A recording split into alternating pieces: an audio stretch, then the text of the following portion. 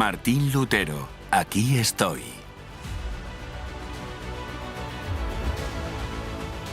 Lutero había sido convocado a juicio.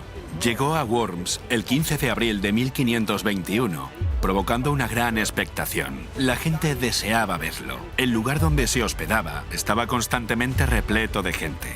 Deseaban pasar unos momentos con este valiente hombre que estaba dispuesto a enfrentarse a la Iglesia él solo.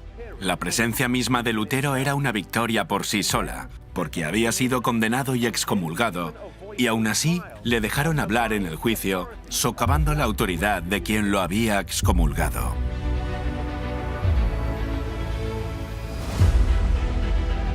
Debemos entender que Lutero, en este momento de su vida y ministerio, no tenía ninguna intención de separarse de la Iglesia. Comentó que no se ganaba nada con el cisma y que esperaba poder reformar la Iglesia desde dentro. Uno de los principios claves de la reforma que Lutero defendía y a lo que se aferró firmemente era que la Biblia era el fundamento de toda creencia y práctica cristiana. Por eso, cuando lo acusaron de error y herejía, simplemente invitó a sus acusadores a que le demostraran con la Biblia dónde se hallaba el error.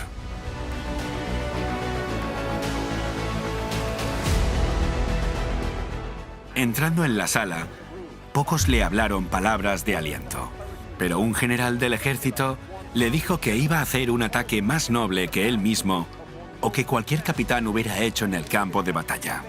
On the battlefield. Le dijo que si su causa era justa y estaba segura de ella, siguiera adelante en el temor de Dios.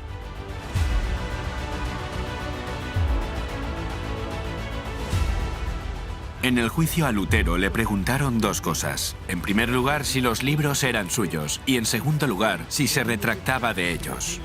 Lutero contestó que los libros eran suyos, pero pidió tiempo para elaborar su respuesta y decidir si se retractaba o no. Esto convenció a la asamblea de que no actuaba por impulso y más tarde daría más peso a sus respuestas.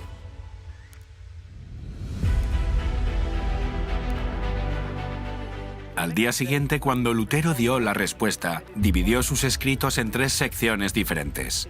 En la primera sección trataba de la fe y las obras. Incluso sus enemigos declararon que estos escritos no solo eran inofensivos, sino incluso beneficiosos. En la segunda clase de libros, denunciaba la corrupción del papado. Revocarlos fortalecería la tiranía de Roma. En la tercera clase de libros, denunciaba a los que defendían los males de Roma. Aunque admitía que había sido muy duro en sus respuestas, no estaba dispuesto a retractarse. Hasta ese momento, Lutero había hablado solo en alemán. Ahora se le pidió que diera su respuesta en latín. Aunque estaba cansado, consiguió hacerlo. Esto dio más peso a su respuesta, ya que todos en la sala escucharon por segunda vez su argumento.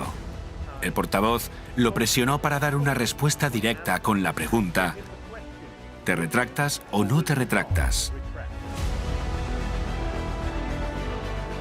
Estando en pie en este mismo lugar, dio una respuesta que ha llegado a ser célebre a lo largo de los siglos. A menos que se me convenza con las escrituras y la razón, no acepto la autoridad de papas y concilios que tan a menudo se han contradicho entre sí. Mi conciencia es prisionera de la palabra de Dios.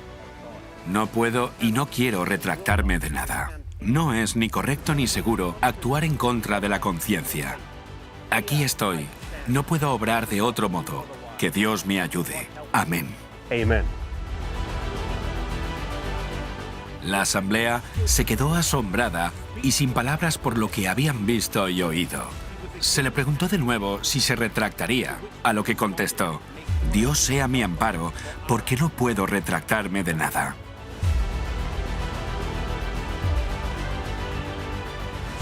El valor con el que Lutero habló en este juicio ha inspirado a muchos desde entonces a colocarse del lado de Dios frente a la oposición y a las adversidades. En Marcos 13:9 la Biblia nos dice que un día nos tocará estar delante de los reyes y gobernantes. Seamos fieles a Dios. Si debemos dar testimonio, que lo hagamos con audacia y valentía inquebrantable, enfrentando la prueba.